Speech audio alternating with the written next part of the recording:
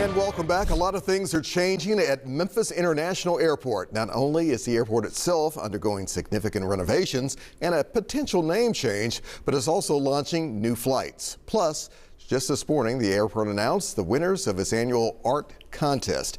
Here to catch us up on all the latest is Director of Communications, Glenn Thomas. Glenn, welcome back to 3 at 3. Good to see you as always. Thank you for having me, Alex. First and foremost, let's talk about construction. I mean, where do things stand at Memphis International, and are passengers kind of beginning to slowly but surely see some changes?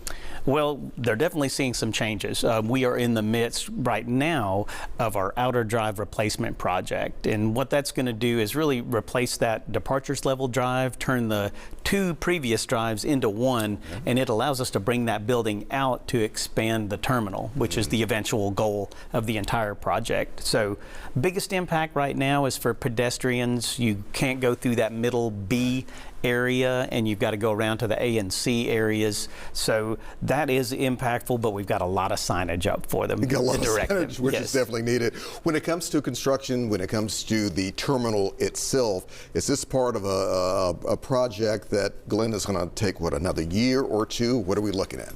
Well, we're looking at several years. Actually, we probably won't get into the terminal until about 2028, sometime in 2028. So this is a long-term project. It's the largest capital project that we've ever undertaken. The big picture here, when it comes to these type of improvements and renovations, what's the goal here?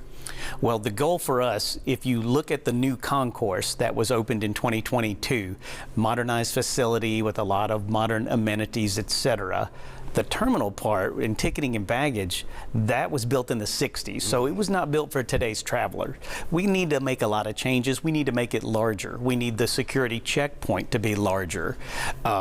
We need to add some seismic mitigation, because buildings weren't built with earthquake standards back then. Right. So we need to make those changes, and really it all ends up being a better experience for the passenger, and we definitely want to bring that to the passengers. Speaking of passengers and potential passengers, a lot of people will want to know, I know some additional flights have been added with Frontier Airlines, and also we have heard so much talk about Spirit Airlines and what happened to them over the past week or so. How does all of this kind of balance out, you think? Well, certainly it's unfortunate, the development with Spirit Airlines shutting down. We feel for their employees and of course the passengers.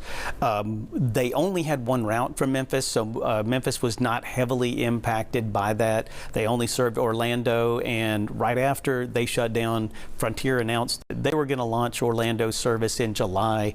Southwest already serves that route, and also Allegiant serves Orlando Sanford Airport. So we do have coverage there. Obviously it's disappointing when you lose an option like that, but the other airlines are working to fill that gap. When it comes to those fuel prices that are so imperative to all airlines, how heavily has this weighed on what we're seeing when it comes to air travel, period?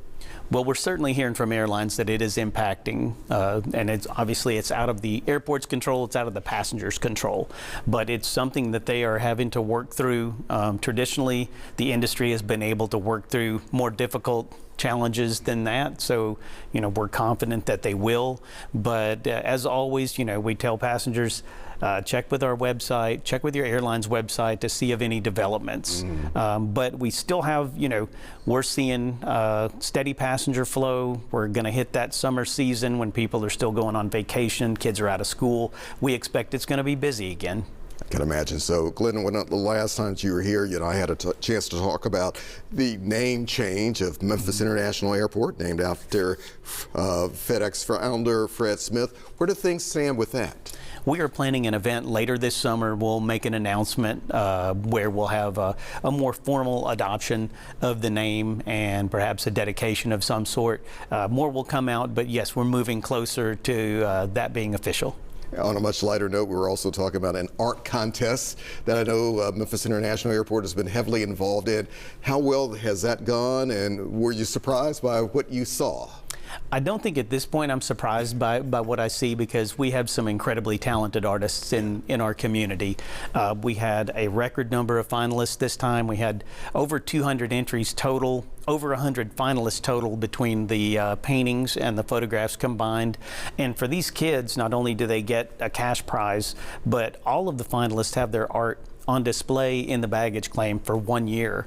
And if you think about it, almost 5 million people coming through the airport. That's a lot. That's a huge exposure for these kids, and we're really excited to give them that exposure. Well, to say the least, Glenn, a lot happening at Memphis International Airport. Always glad to have you back here on the 3 o'clock.